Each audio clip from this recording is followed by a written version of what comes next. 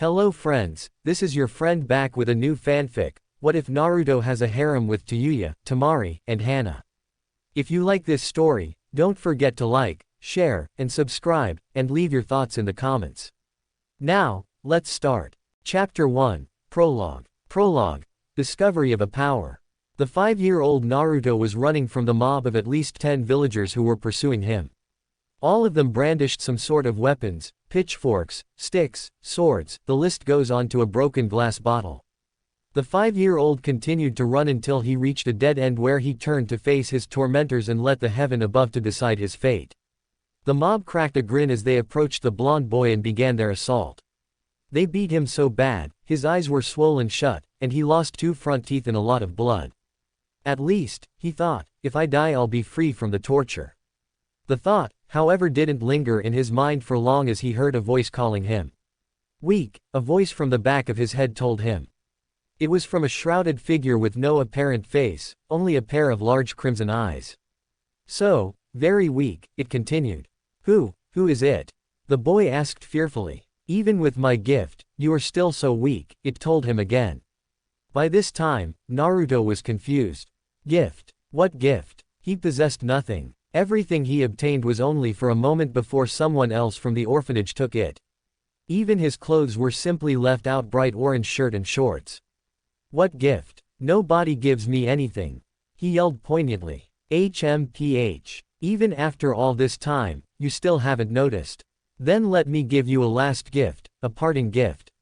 Let's see what you'll do with it, the voice told him. With that said, the dark figure whose voice rang into Naruto's head disappeared, returning the blonde-haired boy to the living world. When he opened his eyes, his pained grimace turned into a heartless smile as the injury his body sustained began healing at an insanely fast rate. Gaping wounds became scabs, scabs turned into slightly discolored skin, slash-inflicted injury disappeared, burn marks turned into fresh skin. After a short, yet powerful blast of chakra, the cerulean-eyed boy promptly stood up and turned to look at his attackers, which backed away. Naruto smiled and a sharp, strong wind blew. Less than a moment later, an anguished cry was let out as a man lost his arms, a woman's arm got shredded, a teenager lost his legs, and another lost an ear. The whiskered boy's sincere smile widened as he let out another torrent of wind which shredded the rest. They lost limbs, ears, noses and fingers, making all 20 of them nothing less than disfigured people. They all were screaming in pain while Naruto looked at them with a mask of happiness. You all are too noisy, but look at the bright side, you now know the suffering that I went through. Upon seeing the display of power, an Anbu member from the Root Division appeared and knelt before Naruto could cause more damage to them. The boy looked nonplussed by this, and with his smile still in place, he asked, Yes, Anbu-san. Naruto-kun, I am here to take you to both Hokage-sama and Danzo-sama. Please comply and follow me, the cat-masked Anbu said. The blonde boy didn't respond, but nodded nonetheless. Upon arrival, both the Jinchuriki and the Anbu were told to go inside where 2 men were waiting inside. One was an old man with a large hat bearing the kanji. He wore a large white robe and was smoking. The other was a black-haired man with a bandaged eye, wearing a black and white robe. They were the Sandaime Hokage and the founder of the Root Division of Anbu, Danzo. Both stopped their conversation when the door opened. A cat-masked Anbu and a blonde boy entered. Danzo motioned for the masked nin to leave, which he did immediately. Naruto-kun, this man is Danzo, the founder of the Root Division of Anbu, Sarutobi introduced. Are you the Uzumaki Naruto? He asked. Seeing that he had no losses in telling him, the boy did so. Yes, he said. I have heard of your conditions, so to speak. And also of the events that happened today, he continued. That is why it has come to my decision to ensign you to the Root Division of Anbu, Danzo proclaimed. The Hokage didn't disagree to the militaristic man as he said that. At least, he will have some one or several people who will care for him and treat him like he is human, the Hokage thought. Contrary to popular belief that Naruto is an idiot blonde who smiles when he got beaten up, he was in fact, quite a smart boy because he learned everything from the source instead of books and the likes. One such knowledge was one of the jobs of the Ne division of Anbu, eliminating the threats to Konoha. He thought about the consequences of this offer. If he joined, he wouldn't have a childhood anymore because he would be trained to kill at an early age and their training would most likely turn the members into heartless killing machines. On the other hand, if he decided to turn down the offer, he would have to go through his almost non-existent childhood and still be an easy target for the villagers. If he decided to go with it and joined, he would get fear from the villagers, another form of recognition, which he would do anything to receive. Do you have any rejections to this, Jii-chan? Naruto asked. No, the old man said solemnly. Okay then, I will join you, Danzo-san, the blue-eyed boy said with a look of indifference on his face. Excellent. Your training regime shall start immediately, the one-eyed man said. Chapter 1, The Living Sword. After Naruto's meeting with Danzo and Sarutobi, both men told him to get some rest and go to a specified address written in a piece of paper. The boy went to his room in the orphanage escorted by an Anbu member and slept where in his dreamscape, he heard the mysterious voice again. The protector turned into the destroyer took the facade of a protector. In the end, none can hide their true color for eternity. But which is yours? It recited. The blonde didn't answer because he didn't know the answer yet, but it will be unveiled when it will be, at least that's what he believed. No answer, Perhaps some time to think about it is in order. When you have the answer, boy, I will come to hear it, the voice said, but for now, rest. Tomorrow will be a hard day. By the time the voice disappeared, Naruto awoke feeling more refreshed than he had ever felt before. He flexed his arm and felt that it was more flexible than before. The blonde boy went to the shower, bathed, and brushed his teeth before getting dressed and went to the address written on the paper. When he reached the place, the Kyuubi Jinchuriki was greeted by the same man he met yesterday, Danzo. You're earlier than expected, Naruto-kun, he said.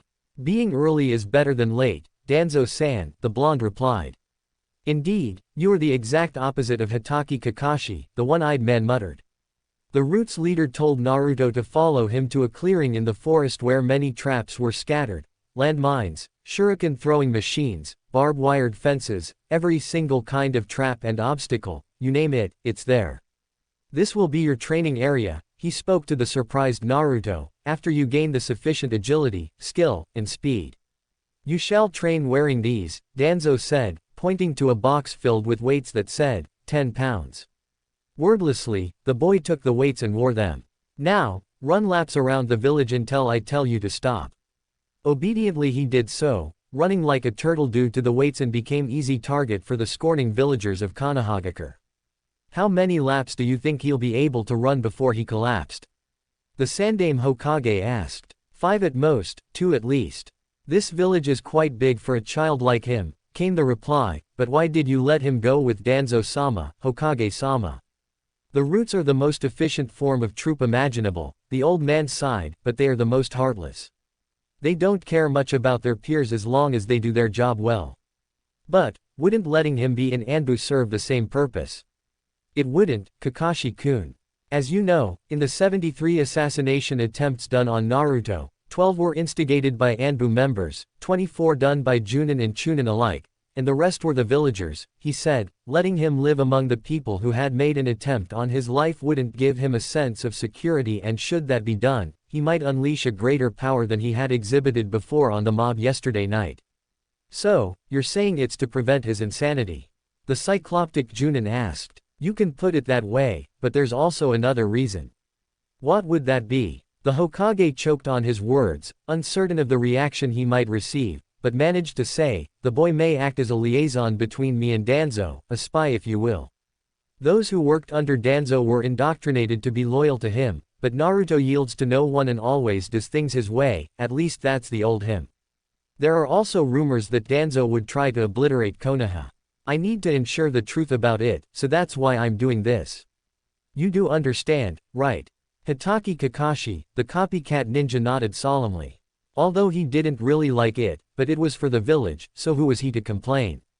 Time skip, 3 years later. Naruto's training went well and finished it right at the supposed time, 3 years flat and 620 pounds on each limb. His training was a walk in the park, a park in a country at war that's constantly bombarded, littered with land mines instead of grass, with gun turrets instead of bushes, and barbed wire fences in the place of trees. don't forget the lake filled with numerous aquatic predators in it. All in all, it did show the expected result, a strong boy who commands wind and air at his disposal with a small yet growing capacity for telekinesis. At the time he was done with his training, he received his primary mission: eliminate all threats, be it potential or concrete threats to Konoha. He started it off with a Kumo nuke nin he was pursuing at the moment. A large man wearing a Junin jacket and brown shorts was running from his pursuers, 3 Konoha Anbu wearing dog, cat, and fox masks. At first, he had the upper hand, but damn, those guys are quick. As he ran, he was wondering how the hell did these freaks know what he was about to do, attempt to kidnap another Hyuga. The red-haired man spared a glance to his back and saw with his brown eyes that the trio was just about a yard away. In panic, he pumped chakra to his legs and jumped quicker from tree branch to tree branch, but it still didn't seem enough to shake them off. Then, he looked back again and saw that he was now 3 yards away from them. He smiled in victory before he saw an air disruption heading his way. The wave of air sped towards the nuke nin and he ducked in time before it severed his head. He tried to jump again but failed as he felt a warm sensation running down his right arm. "I wouldn't look at it if I were you," the Anbu in fox mask said happily. Ignoring the warning, the Kumo nin looked to his shoulder and tried to move it. Just as he moved it forwards, it fell off and traveled downwards to cold dirt. He yelled in agony and rage as he glared at his 3 enemies. The shortest one wearing a fox mask stood the farthest, nearer to him was the one wearing a dog mask, and the nearest to the tormented ninja was the cat-masked one, approximately 1.5 yards away. Before he could blurt out any obscenities at his adversaries, another air disruption appeared and severed his other arm, making him yell out more, and this time, he didn't hold back and threw every curses he had, cursed their parents, their villages, and spewed empty threats. "Truly, a dying dog whimpers the loudest," the fox-masked Anbu said as he shook his head. Finally, another burst of wind shot up and severed his head, silencing the Nukenin forever. "We have returned, Hokage-sama," the 3 chorused from their position, kneeling down in front of the militaristic man. "Good work, you 3, do you have it?" the old man asked them. "Of course," they said as each set down a black bag from their backs. The one in fox mask opened his first, showing a long black metal staff. The cat-masked one opened his next, showing a black wooden box. Inside it were 5 scrolls neatly set side by side. The dog mask-wearing nin opened his sack last, where a sack of the recently killed Kumogakur Nukenin. "Good job, very good," their leader commented. "You may keep the weapon, Naruto-kun." "Arigato gozaimasu, Hokage-sama," came the reply. "Now, you may leave," he continued. "Now, for you too, Yamato-kun, Kakashi-kun, what do you think of his skills?" "They are one of the best I've ever seen. His efficiency in the battlefield is unmatched," Yamato replied. "There is only one drawback to that, Hokage-sama," Kakashi continued, in which his black-haired counterpart nodded. "He has become, in a way, insane. Every time I see him, his smile never faltered and both his ruthlessness and efficiency is more than inhuman. It's like he's a machine now." "I see. Very well then, both of you are dismissed," the Hokage said somberly. Urashi would be very irritated if he found out.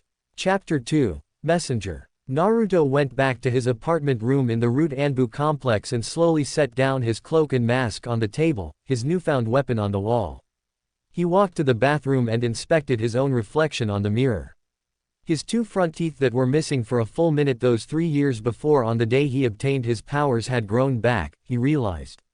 His 3 whisker marks that were on his cheeks had deepened, making him look more feral than before. The fact that his canines had grown sharper didn't help much either. Then, he took a bath with freezing cold water and dried off by the time he was done. The boy walked to his table by his bed and saw a letter of summons from Danzo. Carelessly, he ripped it open and read the letter. It said that he was to report to Danzo about his mission. Wordlessly, the boy crumpled the paper and threw it upwards, then used his wind blades to shred it. Tired and spent, he went to his bed to get some well-deserved rest.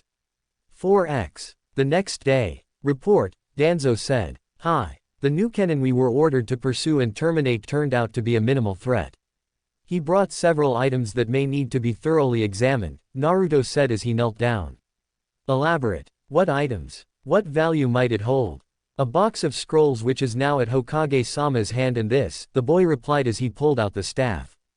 It was a finely crafted weapon, made from metal and bore no engravings or marks whatsoever. Danzo examined the weapon and after a while filed it as unimportant and told Naruto to keep it as his own weapon, to which the blonde was grateful.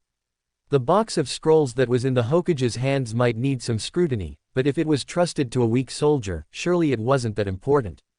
Then the one-armed man led Naruto to the training area and told him to stand exactly 2 meters away from a wooden log.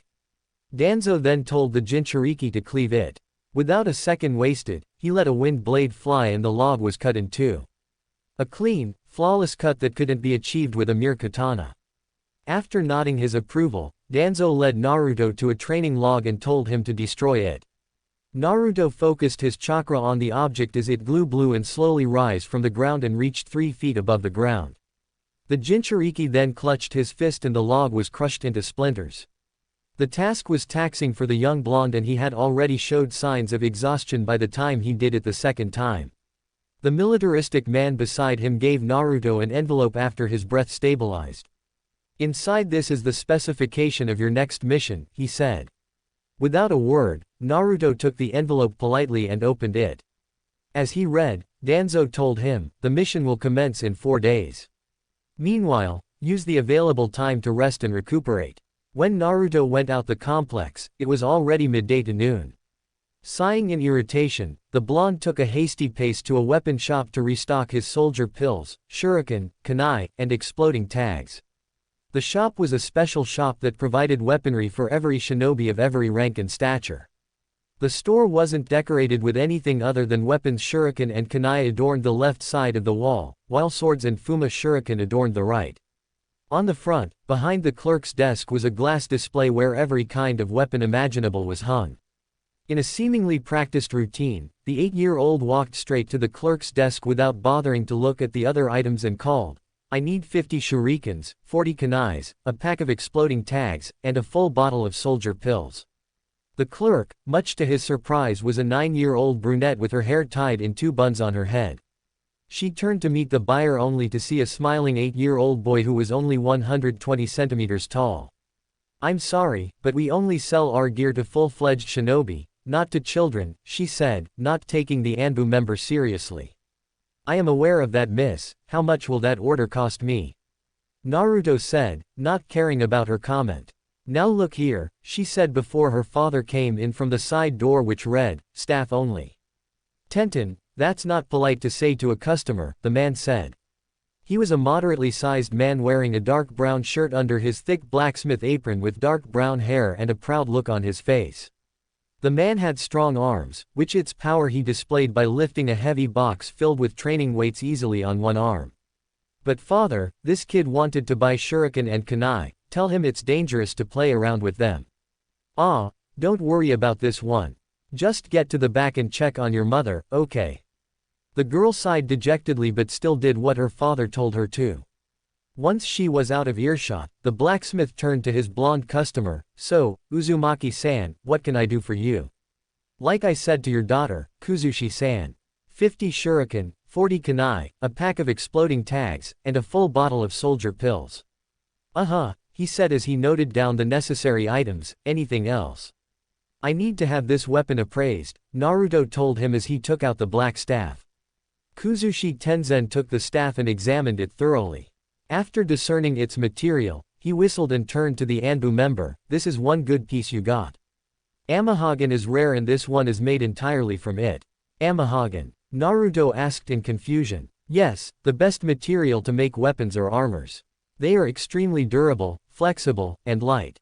Moreover, you can put a defense mechanism on it or imbue it with elemental chakra and they're not that hard to customize," the smith master said.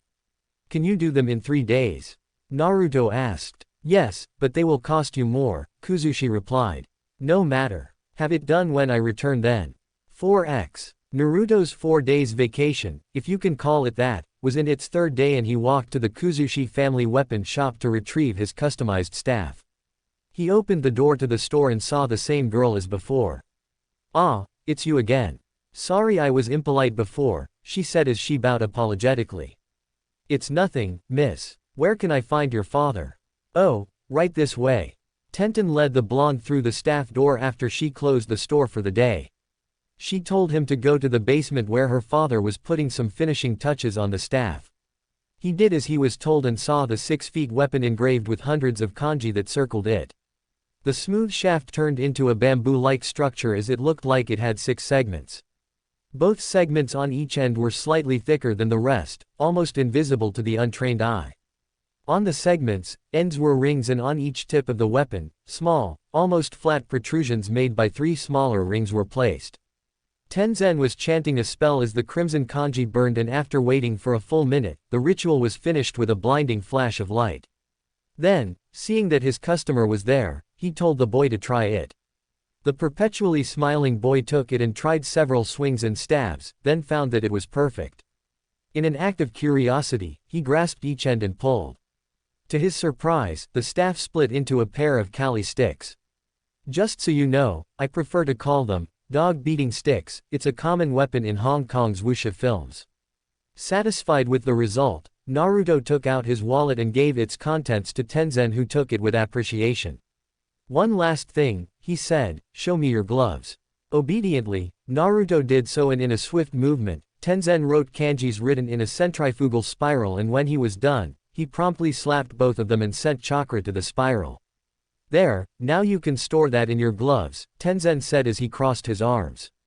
Wordlessly, the Jinchuriki gave several extra ryu as his token of appreciation and left the place to pack for his mission. Hey, that guy is never one for words, the brown-haired man said. Father, I've been meaning to ask this, who is he? His daughter asked. That guy, daughter, is a living weapon, the blacksmith said as he hung his head down and shook it. It's a pity that a boy's gotta be one, but at least he gives people like us a good living. Tenten looked at her smiling father's face and asked again, if he's a living weapon, can he be wielded? Yup, but you have to be real strong if you want to. So, if I want to wield him, I have to be strong enough. In a sense, yeah. Alright, I'll be strong enough to wield this living weapon. Hey, kids these days. 4x. Your mission is to deliver this message to an associate of mine. He is currently in Rice Country and also brought several bodyguards. The letter read, confirm the letter's delivery. When you're done reading this, burn it. The blonde did so and looked at photo of the person he was supposed to deliver the letter to. He was a lean man with purple eyeliner that made him look feminine. He had long black hair and an aura of malice around him. Mission commencing in T-5, 4, 3, 2, 1, begin. The blonde mentally counted as he jumped from the tall gate of Konohagakure no Sato to the black night that greeted him with moonlight, and he disappeared in a resounding whoosh. 4x. Rice Country border. Naruto sniffed the air and mentally counted the number of his enemies as he ran on the road. 4, no, 5, 4 males, 1 female. But it's weird, it's as if 2 smells are combined into one. Safe to say, there are 6. Threat estimation, medium-high. Suddenly, the blonde stopped to a halt and brought forth his twin sticks and put up a defensive stance after he combined them into a long pole. Please show yourselves. I tire of this cat-and-mouse game, the Jinchuriki said with a smile plastered on his face, though no one would be able to see it because of the porcelain mask hiding his face. Without warning, a light blue-haired boy rushed to him, throwing a fist. The blonde dodged sideways and slammed his staff to the boy's sternum, sending him to the air where he recovered and threw 5 kunais to the Anbu member. Naruto blocked each projectile and brought his staff down, attempting to break the blue-haired boy's collarbone, but the attack missed as he dodged to the left. From its position, only several inches above the ground, the weapon changed its direction and met the assailant's knee, breaking it and rendering him disabled for a while. But one thing for sure, he lost this fight. Talk, and I'll let you live, Naruto said calmly to the blue-haired boy as he approached and pressed the tip of his staff to his prey's neck. Hey, how about, die?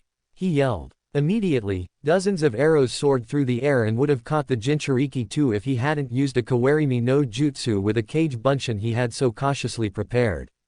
The blue-haired boy's comrade showed up. They were a 6-armed boy with black hair and a smug look, a red-haired girl who wore a cap, and a big boy with orange mohawk. Damn, you two-headed prick. You couldn't even take out a smiling psycho with a dildo for a weapon. The girl said, ignoring the big boy's comment about girls shouldn't be rude. Yeah, I'd like to see you try, Tayuya, he said. And indeed, he did have 2 heads, a fact that Konoha's living weapon didn't notice until now. Oh joy, 3 more, Naruto said, guess I'll have more to play with then. The blonde broke the long staff into 2 shorter ones and twirled them around, flexing his wrists, and cracked his neck as he sized up his opponents. 3 arrows flew to his direction and Naruto blocked it with his stick and dashed forward to disable the 6-armed boy. Before he was even halfway there, a boulder the size of a table flew to his head and the Jinchuriki split it in 2 with a wind blade without breaking his stride. The girl of the group, Tayuya, summoned 2 more ogres and they attacked Naruto relentlessly. He was calm until one of them caught him off guard and struck his abdomen. Naruto recovered midair and sent 5 wind blades to destroy the summoned fiends. Just as he brought one of his sticks down to the 6-armed Kidomaru's head, a bladed staff came and intercepted his blow. Then, with his still smiling face, he turned to the newcomer, not bad, let's see how you fight one-on-one. Acknowledging the challenge, he told the rest of the group to stand down and whipped up his bone-made weapon. The 2 stick users sat down on their own stances, Kimamaro's solid form and Naruto's relaxed form. Then, as a thunder flashed before them, they charged. Kimamaro swiped his stick down, only to be blocked by Naruto's. Next, he stabbed his other staff and the blonde parried, then followed with a roundhouse kick to the head. The pale boy ducked under the kick and delivered a bone-spiked gauntleted fist to Naruto's stomach. The punch was blocked by the Jinchuriki's standard-issued Anbu armor which was busted by then. Naruto jumped back 2 feet away and launched his Fukin wind sword to Kimamaro who shot several finger bullets. Needless to say, the bullets were cut in 2 and the attack continued to make a large wound on Kimamaro's chest. Seeing the clear defeat of their comrade, the Sound Force sent attacks of their own. Kidomaru's continuous arrow barrage, Jirobu's rain of boulders and Tayuya's sound wave. All the attacks, however, was in vain as the boy formed a protective barrier of red aura that rendered each attack useless. Now, the fight begins, the smiling boy said with a deeper voice to the recovering Kimamaro, please survive this, because if you don't I will be very pissed. Naruto charged and swung his short staves to the boy's short spear and broke them. Before the pale boy could make any recovery, a knife kick met his sternum and sent him propelled back. Struggling to get back up, he used another bone spear he made from his arm bone as a crutch and stood up wobbly. He looked to the side and saw that all of his colleagues were frozen in fear. The 6-armed boy fought his fear and formed an arrow, placed it on his bow, pulled the string, and let it fly. The arrow sailed in the air for some time and dissolved 2 inches from the intended target. Not bad, but still I'm pissed, Naruto said, ignoring the last attack with a smile that made his now crimson eyes squinty.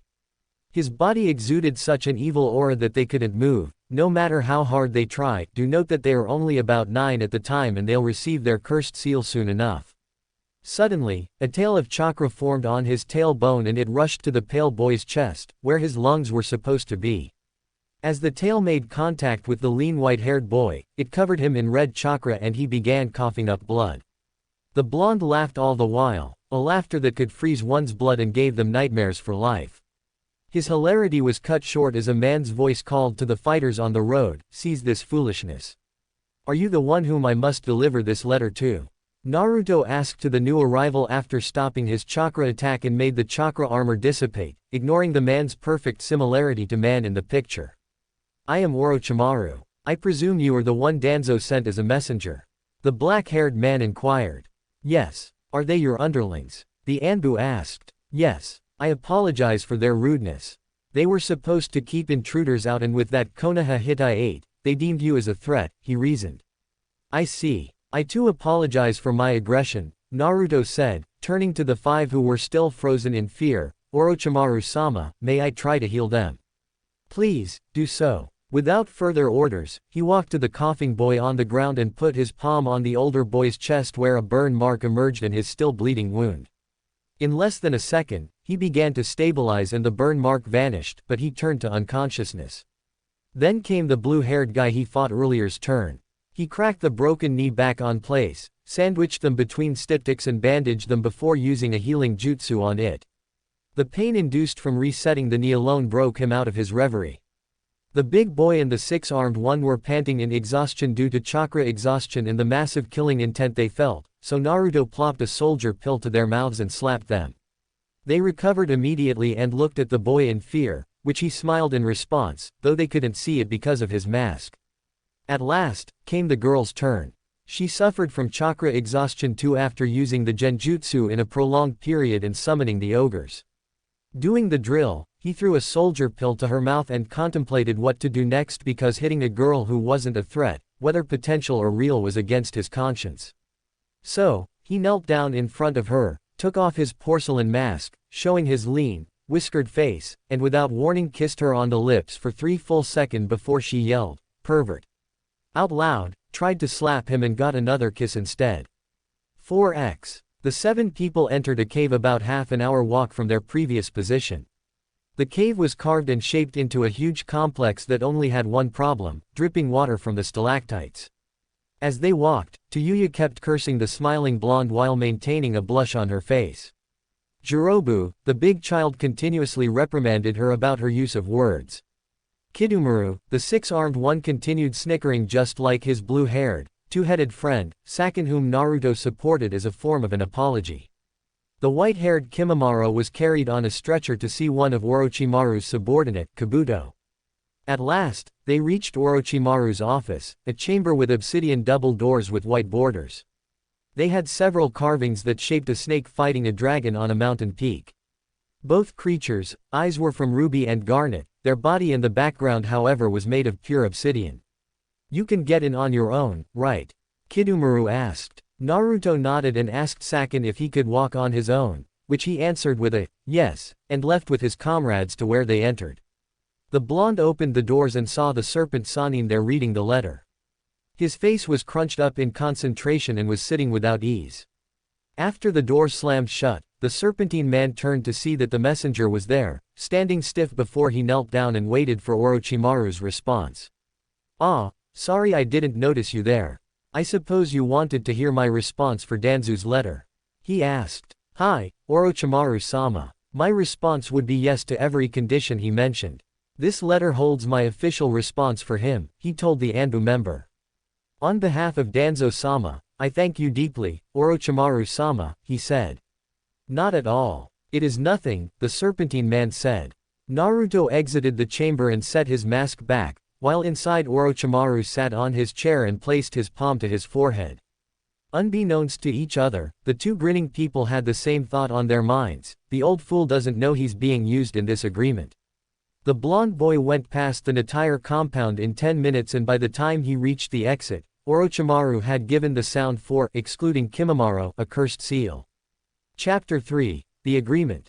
After the mission to Orochimaru, Naruto reported the results and the response to Danzo, who read the letter thoughtfully and told the Jinchuriki to get some vacation until further notice. Wordlessly, the blonde got up from his kneeling position and went out the door to a ramen shop, Ichiraku Ramen. The stand that was near the Yamanaka family's flower shop was a great place for gathering information and dining. It just so happened that many shinobis ate there, and the chef and his daughter were bound to hear something: rumors, news, even something the council tried to cover up. One example of such was the rumors of the Uchiha clan massacre. Some said Itachi was controlled by a greater force, others said that it wasn't Itachi, but someone posing as him, while the not too sympathetic others said that Itachi had planned this all along. "Give me the usual, Chuki-san," Naruto told the chef after he took a seat near the counter. "Sure, Naruto-kun," the ramen chef answered. While waiting for his ramen to cook, he held out his index finger horizontally as a sparrow flew down and landed on it. He stroked the bird affectionately with the other index finger before Ichiraku-san called him and the bird flew off. "Here you are, Naruto-kun." Muttering a silent, "Thank you," the veteran ninja ate in silence as his other 10 bowls were being cooked. Just as he almost finished his 11th bowl, the ramen chef's daughter, Ayame, showed up and regarded him with a friendly smile as she secretly slipped a slip of paper to Naruto. He nodded his thanks and began a chit-chat with them and left exactly 1 hour after he left, 1 p.m. 4x. Once inside his humble abode, he received a letter on his night table: bingo book updated. All active shinobi ranked Chunin and above are to report to the Hokage immediately. Naruto wondered, what makes a bingo book update so important that everyone must report to the Hokage? Though the ninja world is a very dynamic place, there wouldn't be too many changes in the bingo book. Usually 5 more are added and 3 would be crossed out. Every nuke nin had their own businesses and rarely band together. Maybe there's another edition from Konoha. The old man's sensitive about this, Naruto thought. Trying to look acceptable in front of the Hokage, he took off his torn cloak and wore a fresh one before walking out in a leisurely manner in the streets of Konoha while putting on his mask. 4x. In the Hokage Tower. I thank all of you who are gathered here under such short notice, Sarutobi began. Recently, due to several incidents, the number of Nukenin from the 5 elemental countries have increased substantially. One of the additions is Konoha's Uchiha Itachi. This caused several gasps from shinobis who weren't in Konoha when the Uchiha massacre occurred, while those who already knew kept their mouths shut and looked very disheartened about the tragedy. It is known that he has joined a group of S-class Nukenin known as Akatsuki, he continued. At the mention of S-class Nukenin, Naruto only had one thought on his mind, a worthy challenge. His smile was hidden by his mask, but it didn't go unnoticed by several people who knew his personality, namely the Sandaime Hokage, Yamato, Hitaki Kakashi, and several others from Anbu. The announcement was finished in 10 minutes and the old man told everyone to get their new copies of the bingo book on the mission desk. As every ninjas filed out of the room, Naruto was stopped by the Hokage who asked him, "Naruto-kun, where does your loyalty lie?" Without turning to face the old man, he answered, "My loyalty lies with Konoha. I shall make sure the village prospers and its continuation guaranteed, with every means necessary." "One more thing before you go," Sarutobi said, "what is Danzo planning to do by associating himself to my former student, Orochimaru?" Surprised at the question, Naruto turned to look at the old man who continued, "Don't forget that I am the Hokage. I have my ways to find out about the things that are going on in this village." "I have no idea," the blonde admitted. "I do believe it has something to do with his long-term goal, making Konoha the strongest village in the world." "The strongest, And how does he plan to do this, long-term goal?" The Hokage asked again. "By any means necessary, even if it includes the death of several people in this village," Naruto answered. "Now then, Hokage-sama, by your leave." Then, the living weapon left the building. It was several moments after the door closed that the Hokage realized a piece of paper FYING inside the room. Curious, he picked it up and much to his amusement, words flared on it and he read, "By the time Danzo-sama sees the village is weak, he will dispose of the current leader and put himself in charge. Watch yourself, Hokage-sama." 4x. 2 months later, another mission was given to Naruto. This time, it's assassination again. Briefly he wondered who will accompany him in this mission, since it wasn't a only business where he had to go solo, but it was a joint mission of Danzo Orochimaru faction. He approached the rendezvous point, a small village on the way to Kurigakure, and saw an unexpected face, the scowling redhead with colorful language named Tayuya. "You're late, she cursed. Yet, to her irritation, the blonde didn't respond or retaliate, he just took off his mask and showed his smiling face. Oh, how she wanted to wipe that smile off his face. "Let's just go and get this shit done with."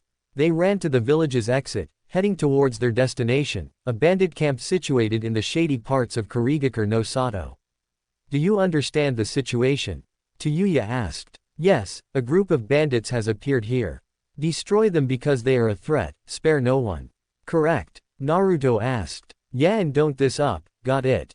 the redhead said. The blonde didn't say anything but nodded. The two waited till midnight and suppressed their chakra to make sure they wouldn't be noticed, and then launched their attacks from the same spot. Mentally, Naruto counted his enemies. Approximately there are 50 genin level, 10 chunin level, and at most 3 junin level. They must be the leaders. The duo charged forward, beginning their attacks with assassination to make the kills as smooth as possible. Naruto sliced the throat of a sentry and Tayuya used her flute as a blowgun to kill another, its dart lacquered with the most potent poison known in Otogakure. Then, they dragged the bodies behind a tent and went their separate ways. 4x. With Naruto. The blonde killer wall-hugged a tent and looked out, finding a group of 4 bandits talking and playing cards. Even though he had suppressed his chakra signatures, using the Fukin would be dangerous for him because that jutsu used quite a large amount of chakra and would turn him into a flashing beacon in the dark for the 3 Junin level bandit. Deciding to minimalize visibility, he refrained himself to using his non-chakra using attacks. Besides, it was more challenging that way. Naruto took out a kunai and threw it. The blade embedded itself in one of the bandits' head. As the others made an audible gasp of surprise, he dashed towards them. When he approached one bandit, he kneed the old man in the stomach. The attack effectively pushed his diaphragm and also pushed his ribcage upwards. As a result, his ribs broke and pierced his internal organs. The Jinchuriki broke the man's neck and kicked another bandit on the chin before crushing the bandit's windpipe. As the last of the group was about to run towards the signal bell, Naruto threw a kunai and it pierced his forehead. Turning to the last of the alive bandits, he broke the man's spine in a very uncomfortable manner by getting behind him, almost tripping him to his back, and kneed him hard on the spine. His hand hit the bandit's neck, resulting the man's body to shape like an arc, a very sharp one at that. Almost like an upside-down V. 4x. With Tayuya, the west side of the camp she was in was more scarcely guarded than the east, where Naruto was. She looked around and saw around 3 patrols. Each of them was separated by at least 30 feet. Thinking of the best course of action, she put another dart into her flute and shot it to the one closest to her. The dart struck the intended target and the man just fell down lifelessly as the very potent and lethal poison worked its way inside his system. Hearing the dull thud, his partners approached him and nudged the man with their spear's blunt end. As they prodded for several seconds, she reloaded and shot 2 more. She tried locating the command tent and after she saw the largest one, the redhead immediately decided that the tent was what she was looking for.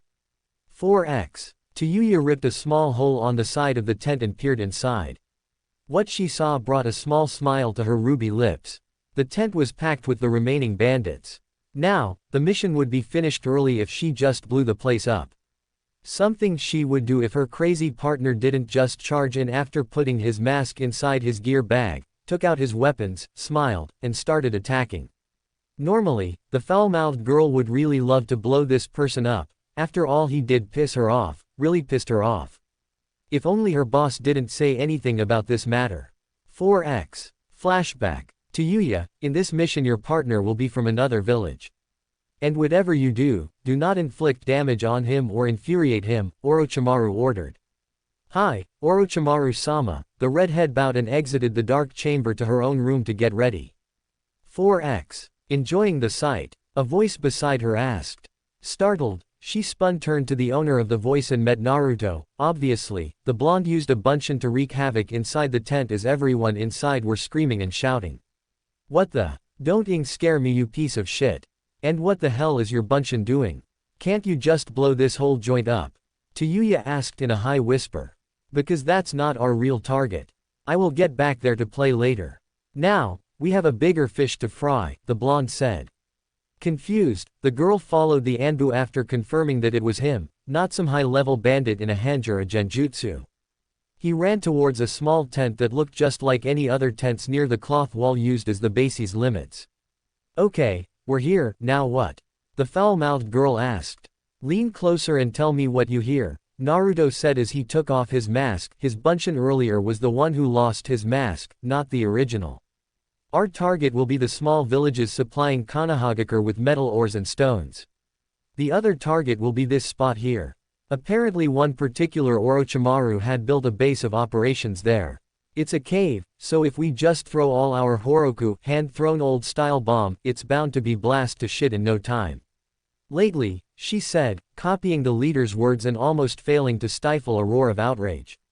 Okay, that's enough. Let's get in then. Once inside, the bandits' leaders were surprisingly pretty decent-looking people, with tidy shirt and jacket, newly pressed pants and one with a crossed Kumo Hitai-8.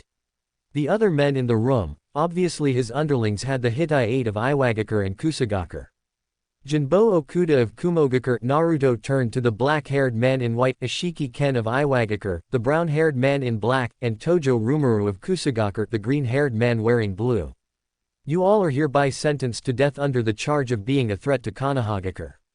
The 3 turned to the newcomers, a blond boy with whiskered face, blue eyes and wearing Anbu cloak and a pair of sharp-clawed metal gloves, and a red-haired girl wearing a tan shirt with the yin-yang symbol on the cloth in front of her, a purple rope sash, black shorts that just reached past her knees, and a blue cap. These children, in their eyes, couldn't be older than 11, yet they were threatening the veteran Junins. This had got to be a joke. The three chuckled lightly and finally burst out laughing. Said action triggered Tayuya's anger and she took out her flute before finally slamming the steel object to Rumaru's jaw. The attack had the desired effect. The green-haired man held his jaw as it broke under the crushing force. He lay sprawled on the ground while screaming because of the terrible pain he was feeling. Seeing their colleague in danger, they took out their weapons, Okuda's claws and Ken's greatsword. As one they charged at the red-haired girl. Tayuya turned towards her targets and played her flute. Instantly the scenery around them changed into a terrifying boneyard and they were restrained with thousands of spine shards. In the real world, the two Junin's scream filled the air. They were put in such great pain from the genjutsu and couldn't really break free because they really were bound with something, a chain, to be precise, that her partner used. Seeing their inability to retaliate, she changed her tunes and summoned forth two ogres. The white one brought a giant wooden club, while the red one brandished a spiked metal club. The summoned creatures attacked and managed to wound the two men. It was a pity that because maintaining a genjutsu and summoning creatures like what Tayuya was doing was very taxing, and soon she lost control and collapsed. The ogres disappeared in a puff of smoke and her genjutsu dissipated.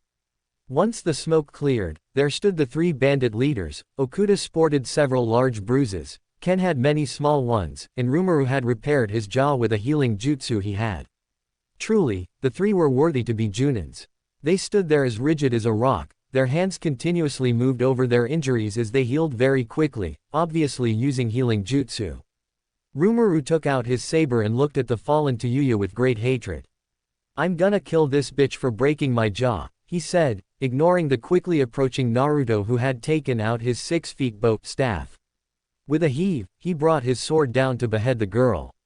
But before the sword could travel halfway, it was blocked with the blonde Anbu's metal weapon. Naruto then brought the other end to the Kusanin, but he ducked under the weapon and did a leg sweep and almost tripped the Jinchuriki. Naruto jumped up, flipped mid-air, and introduced his heel to the green-haired man's forehead. The attack would hit if Rumaru hadn't leapt back to join his colleagues. The force of the axe kick was enough to break through rocks and would have crushed Rumaru's head if he hadn't dodged. In an instant, the blonde boy scooped his red-haired partner in his arms, carrying her bridal style, and laid her down gently on the ground.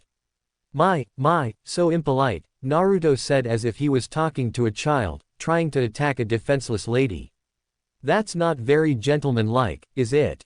Or maybe you did it because you have nothing underneath." Simultaneously, the three Junin rank X shinobi took out their projectiles and threw it at the boy, while Naruto shot out the exact same amount of fukin the size of a shuriken to destroy each and every single one of the projectiles. The three bandits rushed to the boy and swung their weapons at him. He blocked Rumaru's straight sword and Ken's giant sword, while Okuda jumped on his comrade's back and leapt at the weapon-locked Naruto. Naruto used his chakra to make the weapons stick to each other and he pulled himself up to meet with the ex-Kumogakur nin. He then flipped, lashed out his foot, and kicked Okuda on the face before releasing his chakra and swiped the other two on the shoulder blades.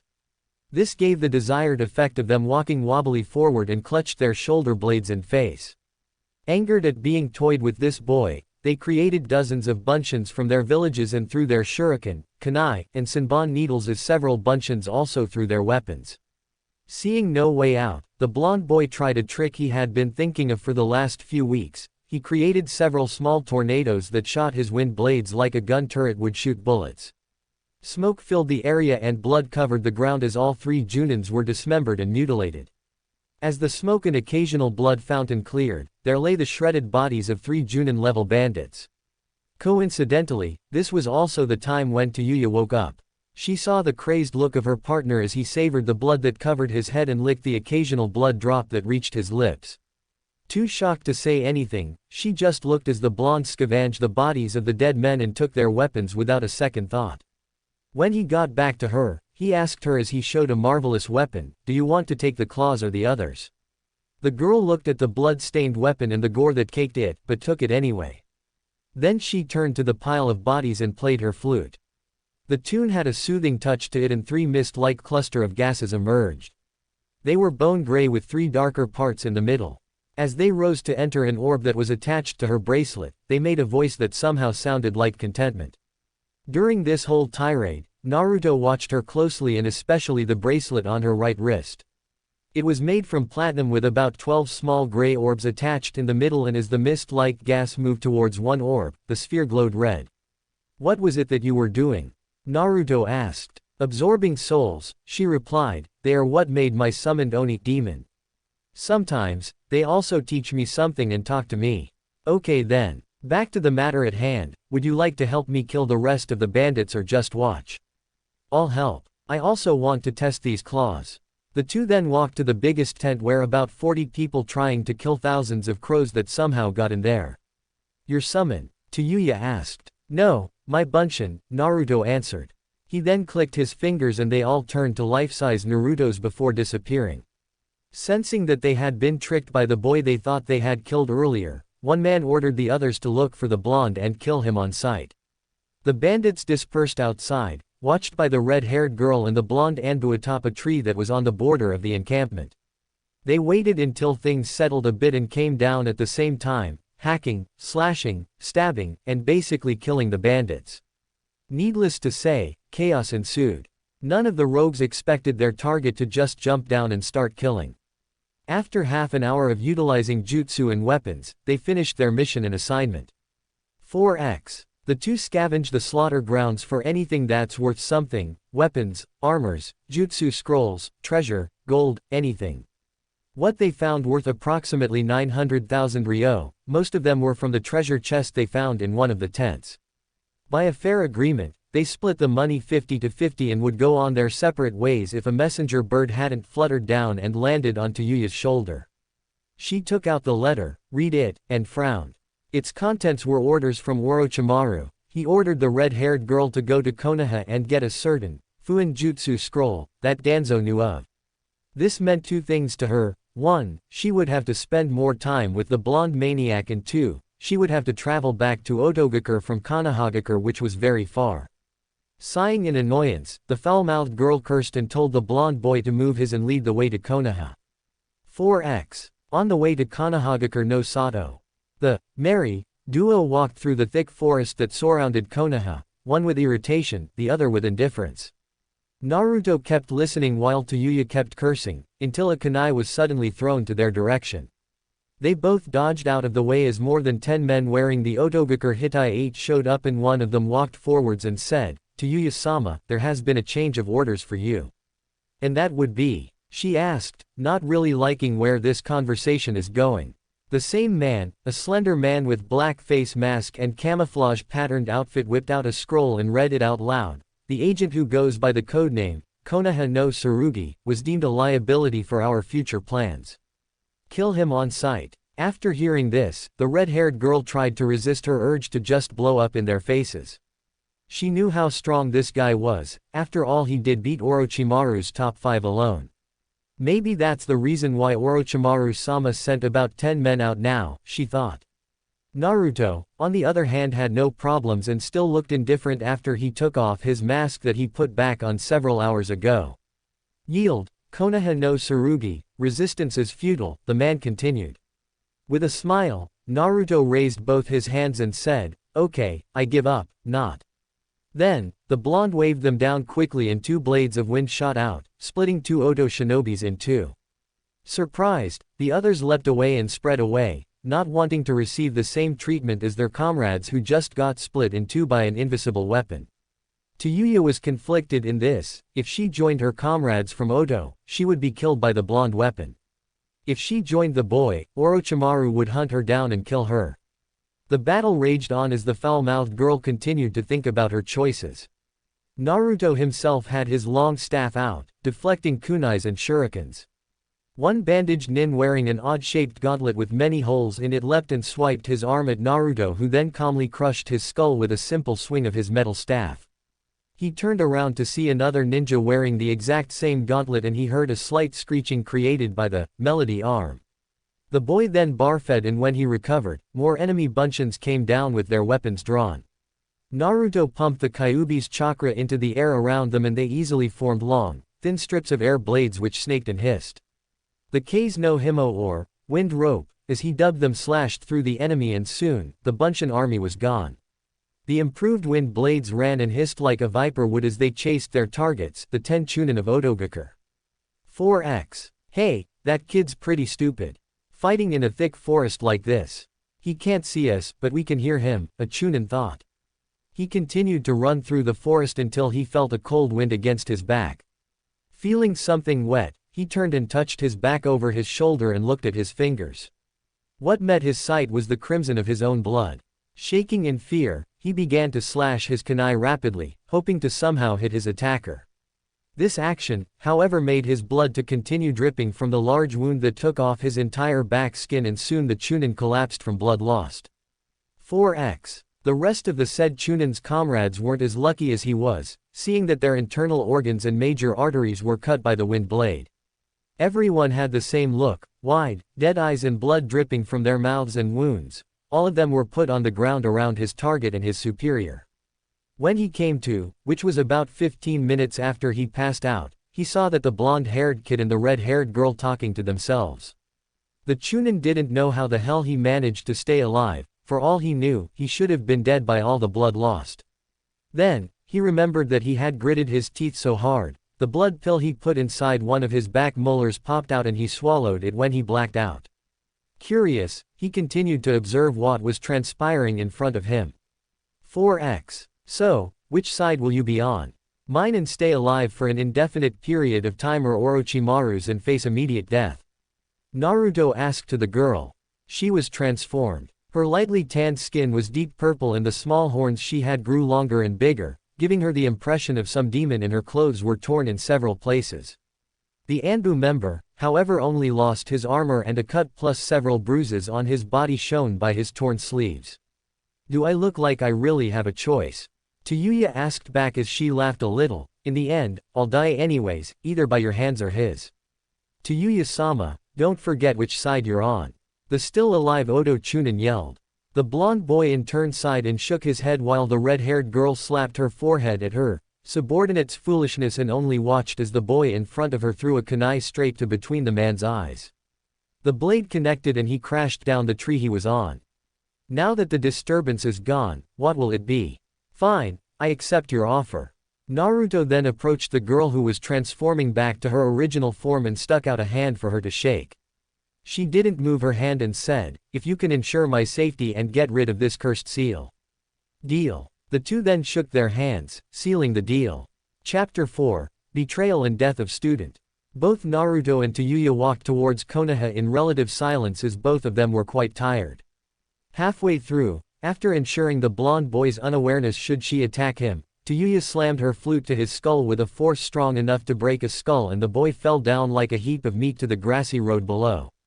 "Thanks for the offer, shithead." "No thanks," the red-haired girl said as she waved a hand, "those guys are just dead weights anyway." Then, she thought back to the mission she was given. 4x. Flashback. Konoha's living weapon is a threat to our position should he stay alive. Your primary objective here is not only to decimate the group of bandits, but also ensuring the agent with the alias Konoha no Tsurugi's demise. You will be given 10 chunins to do this. Should you not succeed, do not fail. 4x. End of flashback. The stern voice of the serpent Sanin was still clear in her mind. The last sentence meant, if he doesn't die, impair him. Then the foul-mouthed girl approached the fallen boy and took out the pair of claws he had given her and raised it high to the air. "So long, Konoha no Tsurugi," she said as she plunged the weapon to his face. The attack would have killed if a wind blade didn't interrupt the weapon's course and cut the sharp tip. Wobbly, Naruto stood up and glared at her in animalistic rage no one had ever seen before from the perpetually smiling boy who was healing at a frightening rate from his wounds. The blonde boy's aura went more demonic as blades of wind shot out at short intervals from all around him and more than a few struck the girl. Looks like this is it, she thought. Looking at the face of the now red-eyed juggernaut drained her hopes of surviving as he walked closer to her. He reeled his fist back to punch a haymaker to the brown-eyed girl and shot it out faster than any kunai would. But, mere inches from her face, the fist dropped and so did the boy as a talisman was placed on his nape. Tayuya looked at her savior, that was none other than one of her subordinates that she was sure had died. But, considering his present state, the man was as good as dead, seeing his missing arm and torn leg. "Run, Tayuya-sama. Don't let our sacrifice be in vain," he croaked out. Not one to lose chances, the red-haired girl quickly ran away to report back to her superior, the serpent Sennin, Orochimaru, about the situation. She didn't turn back even after hearing the Chunin's body being crushed in a bestial roar. 4x. Orochimaru's office. "Forgive me, Orochimaru-sama," the girl said, kowtowing to her superior as deep as she could. "What's there to forgive? You didn't succeed, yet you didn't fail, just like what I told you," the effeminate man said. "Now leave, go to the infirmary and patch yourself up." "So, he's still alive, No matter. The pieces are being played as I wish it to anyway," the pale man thought. 4x. Konohagakure's ninja-only hospital, 3 days later. Naruto groaned loudly, holding his bandaged head and scanned around his room. The hospital ward was plain white in every single spot, as if boasting its cleanness. Everything was white, the sheets, the curtain, the walls, the ceiling, everything. Well, everything save for the other occupant of the room who was reading a book. "Sigh," he greeted. "Welcome back to the realm of the living," the dark-haired boy said back. "So, how are you feeling?" he asked as he stood up from his chair. "I've been through worse," the blonde said. "I see. You know, Danzo-sama was quite worried about you for a while. But, after seeing those weapons you brought back, he surmised that you completed the mission," the smiling boy said. "By the way, what are you going to do now?" "Plotting," Naruto replied. "For what?" Naruto's smile grew wider and more devious as he said one word: revenge. 4x. The blonde's life after his discharge from the hospital went the same way as it was before for 4 years. Doing missions, killing people, scavenging and modifying weapons, learning new ways to harness his wind and air manipulation and his ever-growing telekinetic abilities. "Life's boring," he thought from his Spartan room. "I wonder if today Danzo-sama's going to give me a more worthy challenge." In his boredom, the living weapon laid around on his bed, thinking about the many possible ways of modifying his weapons and the whereabouts of that red-haired bitch, Tayuya, who betrayed him those 4 years ago. He was so engrossed in his thoughts that he didn't realize a knocking from his door. In a leisurely pace, he walked to the wooden door and opened it, only to see a messenger from his boss, Danzo, with a letter on his hand. Naruto took the letter graciously from the messenger and told him to wait for a minute for the boy to give him a tip. The white-clad messenger told him it wasn't necessary, but the blue-eyed boy insisted and the man waited for a while. Just before the door shut, the blonde boy strafed to the right before he outstretched a hand to pull the messenger in and slammed the envoy to the wall, pinning him. "Did anyone follow you?" he asked. "No, no one did," came the answer, albeit a terrified one at that. The living weapon gave a faint nod before digging his hands into his pants pocket and took out a weapon, shaped almost like Sarutobi Osamu's trench knives. It was a cross between a brass knuckle and a curved knife. The weapon had 4 spikes, one on each knuckle, each was an inch long, and the metal grip was attached to a curved knife on top, near the wielder's thumb. The blade was so curved, it almost looked like a scythe. The weapons Naruto had a pair he called Kuga, Tiger's Fang. Without saying a word, he lodged the blade into the envoy's neck and pried it loose, spraying blood everywhere. After Naruto cleaned the blood on his fingers and weapon, he tore the envelope carefully, fearing he'd trigger a booby trap in it. Finding none, the blonde took out the letter and read it: "Momochi Zabuza spotted in Nami no Kuni. Assist Team 7 and eliminate target. Go to mission assignment building and get detailed information regarding this matter and commence mission at this day, exactly 1 hour after information is given." The boy was intrigued. How come Danzo asked him to do this B-rank mission? Momochi Zabuza was a free nuke nin, coming and going as he pleased, rarely attacked people or robbed. Then, he remembered, Nami no Kuni was a transit point for every ship and carriage that connected Hai no Kuni and Mizu no Kuni. Wasting no time, the blonde strapped his gear and went to the mission assignment building. 4x. Upon his entry of the building, Naruto came across a couple of frantic-looking old men. Ignoring the sight, he looked towards the Hokage and stepped closer before he kneeled and asked, "Did you call for me, Hokage-sama?" Ah, Tsurugi-san, indeed I do. I trust you know about Team 7's condition. The elderly man asked back. In professional terms, they always use Naruto's code name. Yes sir, they are in a B rank mission and encountered Kurigakure no Kijin, correct? Yes. Now, for the reason why you were chosen as reinforcement. Sir, permission to speak freely, the blonde man cut him off. Granted. Allow me to guess, it's because Uchiha Sasuke is in Team 7 and as of now is in danger. Am I wrong in any of this? No, as a matter of fact, you are correct, the old man nodded. So then, my mission is to rescue Uchiha Sasuke and eliminate Momochi Zabuza and his accomplice if any. The blue-eyed lad asked. Yes, it would help if you make sure all of Team 7 is safely back, but to the council, Uchiha is the priority. Hi. With that said, the blonde boy stood up, turned on his heel and walked out the building, taking note of the last information Sarutobi-sama told him. In Team 7, there is already a casualty. From Hitaki Kakashi, as their Junin sensei's last report, he is seriously wounded and would die. 4x. Nami no Kuni, Tezuna's house, 2 days later at night. Naruto knocked the door of the sturdy, yet seemingly run-down residence of the super-famous bridge builder, Tezuna. When he got in, he was greeted by a beautiful woman of around 30 years of age. Excuse me, but does the ninja from Konohagakure live here? The boy asked politely, showing his Hitai-8 as an ID. Yes, come in, the woman said. May I ask your name so I can tell them that a guest is expecting them? Of course. Just tell Hitaki Kakashi that Tsurugi is here. He knows about me, the blue-eyed boy said. Wordlessly, the masked boy followed the woman who identified herself as Tsunami to one particular room in the second floor. The black-haired woman knocked on the door twice and got in. After explaining to the inhabitants of the room that a person known as Tsurugi is there to see them, Tsunami went out again and told Naruto to go in, then she left to prepare dinner. Naruto looked at the condition of Team 7 and analyzed them. Hitaki Kakashi. Current status, chakra depletion, time required to recover, give or take another 3 days. Uchiha Sasuke, perfectly fine, other than fatigue and several bruises. Haruno Sakura, quite shaken, no visible physical ailment. Kujichio Seiki, cuts most everywhere, but will live through. Tsurugi-san, Kakashi greeted.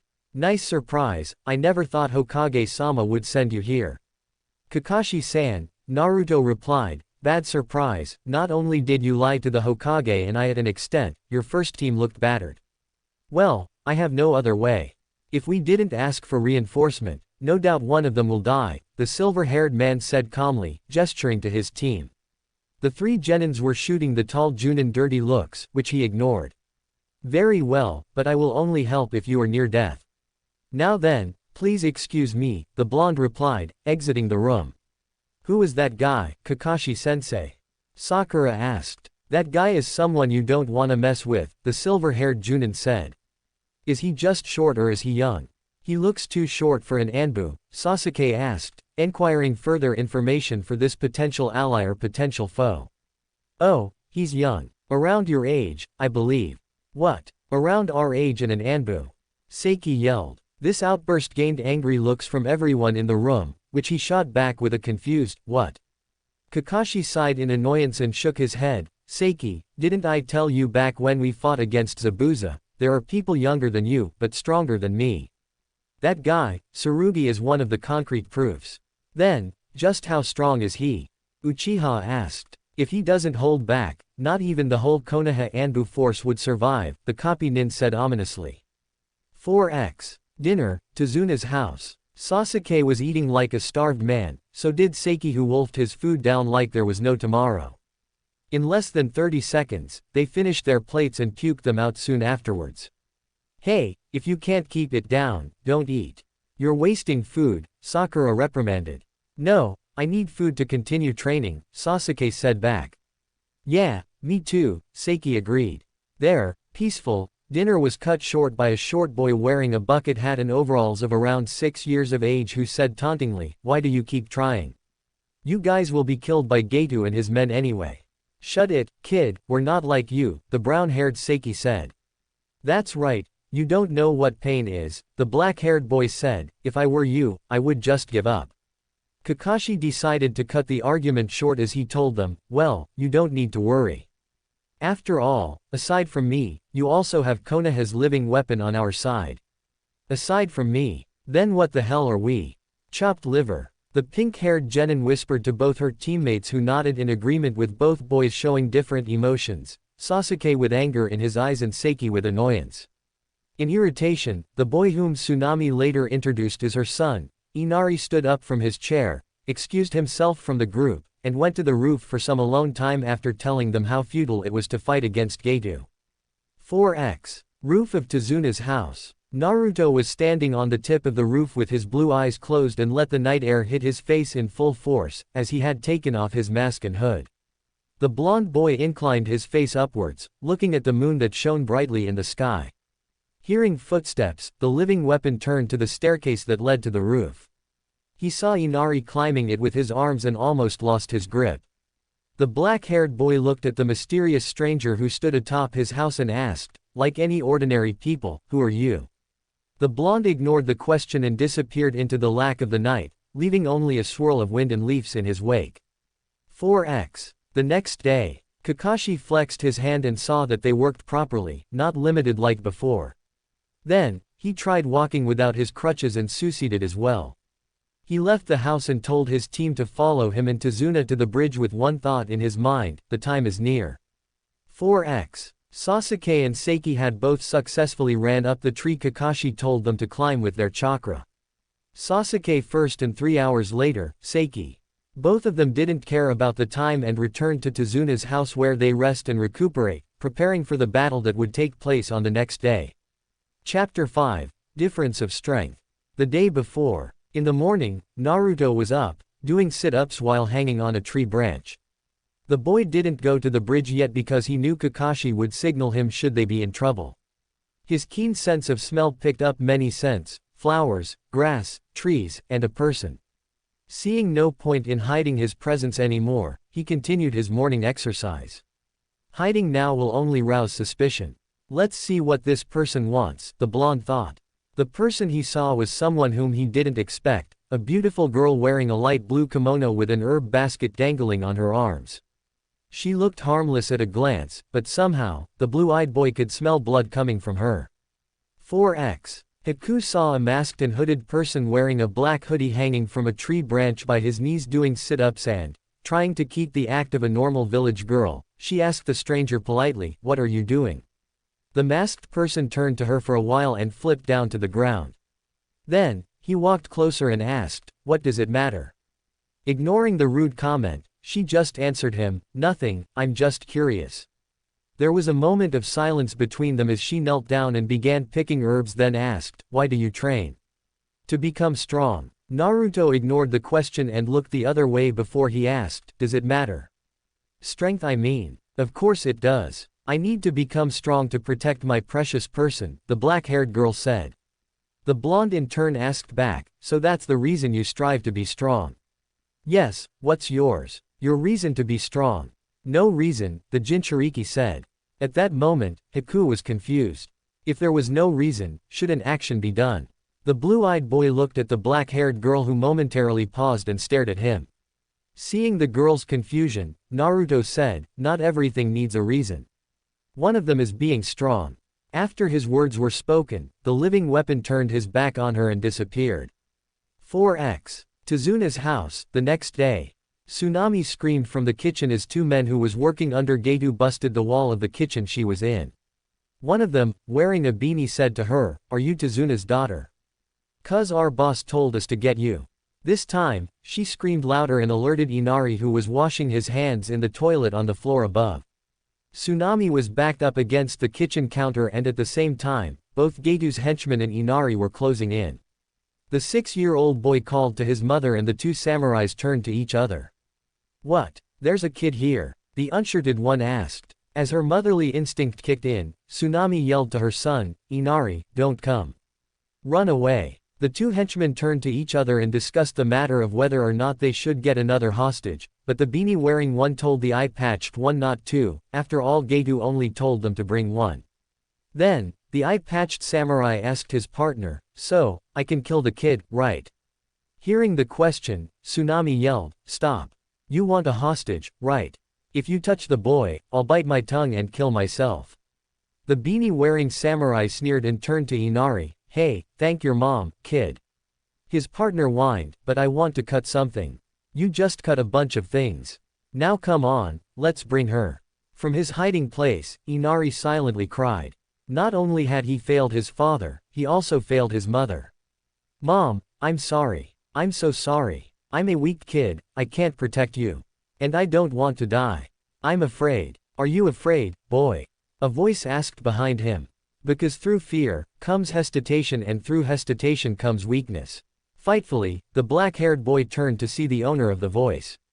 He was a boy with blonde hair and a smiling face. He wore a black hoodie and dark blue pants with a pair of ninja sandals. "But even if you were weak, protect your objective with your life. The moment you lost it is the moment you fail and be nothing more than useless," the person said again. Then, the newcomer jumped through the air and kicked one samurai straight on the face, breaking his nose and several teeth. Naruto aka Tsurugi continued with a sharp roundhouse kick that the other samurai received full on the side of his head, messing his equilibrium and coordination. Tsunami also heard that cold, distant voice, but couldn't place her finger on whose voice it was. Then, she remembered. It was that night visitor who called himself Tsurugi. My. Two people trying to restrain a lady. He spoke as he landed gracefully on the ground. Who in heaven's name is so weak, he needs a partner to restrain a civilian woman? "Don't with us, kid," the unshirted, eye-patched samurai said, wiping the blood on his face and stood up. His partner did the same. "Who wants to? I'm not a homosexual, and most certainly, you two are not women," the blue-eyed boy said. Enraged, the two samurai lunged at him and tried to slash him. Calmly, the 12-year-old brought out Kuga and blocked the swords with the tiger fangs, curved blades like it was nothing. "Weak," he said. Then, in a flash of movements, he kicked both of them in the solar plexus and sent them flying a meter away. The two henchmen tried to stand up, but ended kneeling in front of the living weapon. The blonde continued by shooting out two wind blades that struck their thighs and arms, severing them. Both men cried loudly while nursing their severed limbs. Naruto then walked towards them and lodged Kuga deep into their skulls, perfectly piercing the brain. Then, the boy pulled the pair of weapons out, and took their swords, then sealed them in a scroll. Naruto turned to the woman and child and said, "Where are Kakashi-san and his team? And your father?" They are at the bridge," Tsunami said. "I see, thank you," the living weapon said. He paused in his steps and turned to Inari, who was hiding behind a wall corner, before saying, "There is something the people of this country should do. If you are smart, you should know what I mean." The blonde then continued his steps to the bridge. 4x. Bridge construction site. Kakashi and his team of genin escorted Tazuna to the bridge. He brought all of them because for some reason, he believed that today, there would be something big happening. And true to his thoughts, the something big unraveled itself right before their eyes. The bridge workers were on the ground, some were injured and others were killed. One thing for sure, all of them were bleeding. Tazuna ran to one of them, sat the man up and asked, "What happened?" Monster. It's a monster," he said before he fell to unconsciousness. "Monster. Could it be?" Kakashi thought. Then, the silver-haired Junin noticed something different. A thick mist appeared out of nowhere. Cautiously, he stated to his team, "Get ready. The enemy's here." Sakura asked her sensei, "Kakashi-sensei, this is the Kurigakure no Jutsu, right?" "Long time no see, Kakashi," Zabuza's voice cut through the mist, "and you're still with those brats." He's shaking again. Poor kid. Then, 10 Mizu Bunshins of Zabuza appeared. They had completely surrounded Team 7 and Tazuna. "I'm shaking out of excitement," Sasuke said. Do it, Sasuke," Kakashi told his student. Then, the Uchiha survivor slashed all the clones, leaving none standing, and turned them into water again. He saw through the Mizu Bunshin. "It seems the brat has grown," Haku said. "It seems you have a rival in speed, Haku." Zabuza asked his student, underling. "It does indeed. Looks like I was right. That masked guy is obviously Zabuza's comrade." Standing next to him and all, Konoha's copy Nin said. "That bastard should just stop hiding behind that mask and face us," the angsty Sasuke said. "I'll fight him."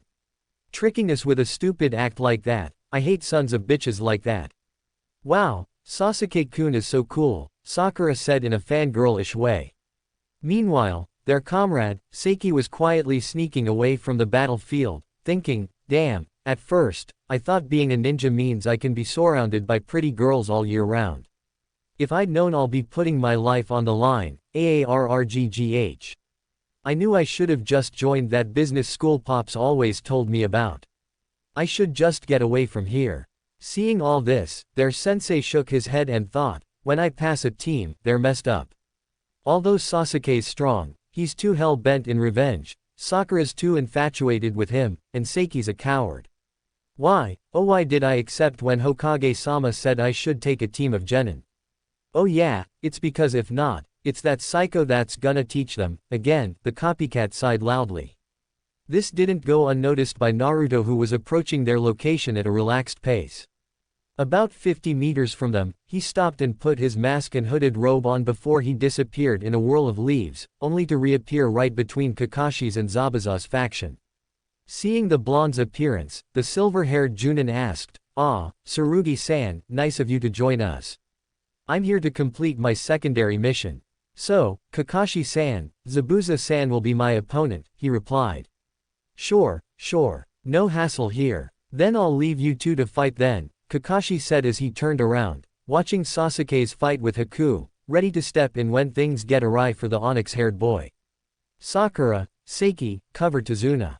If he dies, he won't be the only one going to the afterlife. Huh, what do you mean, Kakashi-sensei? Sakura asked. Tsurugi-san hates people who are useless, the silver-haired Junin answered cryptically, then he left to watch Sasuke's fight, only serving as an observer all the while ignoring the questions his two students kept shouting. 4x. Battlefield, Naruto and Zabuza. You'll be crying like a baby once I'm done with you, Konoha no Tsurugi, Zabuza said as he unstrapped his Zanbeitu. Even if you are strong, you still lack experience and reflex. Naruto made no answer to that taunt, but prepared his own weapon. He smeared blood across his left forearm after he rolled the sleeve back. A giant sword the size of Kubikiri Haucho appeared on the blonde's left hand. It was a big, slightly curved sword with straight hilt that was wrapped tightly with red wires. The hand guard was 10 inches long, 1 inch wide and golden in color. A fan-shaped arch with inclinations as its spines was formed on the hand guard, passing the 8-inch wide blade, and ended on the other side. The blade of the weapon was dull gray, in contrast to Zabuza's black blade, and on it, many runes of kanji were written. I only know one person who wields that kind of sword, Ashiki Ken from Iowa. And that loving son of a bitch never lets go of his sword, the bandaged man spoke. So no doubt you've killed him, right? That is correct, Zabuza-san, the blonde man said. That fool never takes care of his sword, even though it is very, very valuable. She, as in the sword, was crying when he wielded her. An uncomfortable silence passed through the duo, both were sizing up each other, trying to find the perfect moment to strike. Naruto began formulating a plan in his mind as the wind blew. After 2 seconds, they both charged towards each other. Naruto shot out 3 wind blades at Kurigakure no Kijin, aiming for his neck, pelvis, and sternum.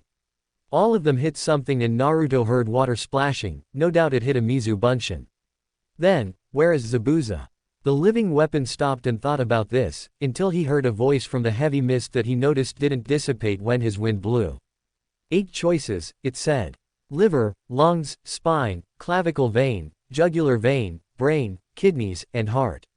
Which should I hit? Make your choice now, or I'll choose for you, Zabuza's voice spoke again. The blue-eyed boy smiled from behind his mask and said, heart. I've never needed it, anyway. Zabuza nodded his head and grinned. Then, he appeared, right in front of Naruto and slashed his heart as strong and as fast as he could with a diagonal downward slash. His blade, however, was stopped by the blonde's sword, which was almost 6 feet in total length. Its hilt only took 1 foot from the whole length. Naruto in turn, shot a vertical wind blade from the sky downwards at Zabuza, who dodged back and spun mid-air to twirl horizontally and stuck his sword out, making a spinning slash because he surmised Naruto would charge forwards. His thoughts, however, was incorrect because the blonde was already at his face when the bandaged Nukenin regained his footing. The blue-eyed Anbu held his weapon on his left hand in reverse grip and punched with his right hand. Zabuza calmly dodged it to the side and tried to slash the limb, but stepped back quickly like a fish reeled back by a fisherman when the boy swung his giant sword in one hand to the place where his head was. The bandaged man then leapt back several steps and began doing the hand seals for one of his favorite jutsu. When it was finished, he cried out, "Suiryuden no jutsu." A water dragon formed itself in front of Zabuza and rushed at Naruto, whom, after seeing the jutsu, prepared one of his own, Fuken, Zan. Wind blade, sever. A strong gust of wind the shape of a crescent moon appeared and cut the gigantic dragon vertically as it passed through the jutsu and aimed to the Kurigakure Nukenin. Zabuza dived to the side, knowing full well how strong that move was. Seeing the end result of the foliage 100 meters from behind him, he was damn grateful to any deities that listened to his prayer and eluded him from that crazy bastard's jutsu. Mentally, the tall man swore that he would become a monk if he survived this fight. But, before he could even rub his beating chest to ease the thumps, another wind blade appeared right before his eyes. Zabuza ducked through the attack and reared back when Naruto's knee almost came into contact with his face. "Not bad," the blonde said. "But really, do you think that will save you?" The man known as Kurigakure no Kijin tried to retaliate to the insult, but he was cut off by a crazy cackle from the side, where the short man known as Getu stood with his army of lackeys.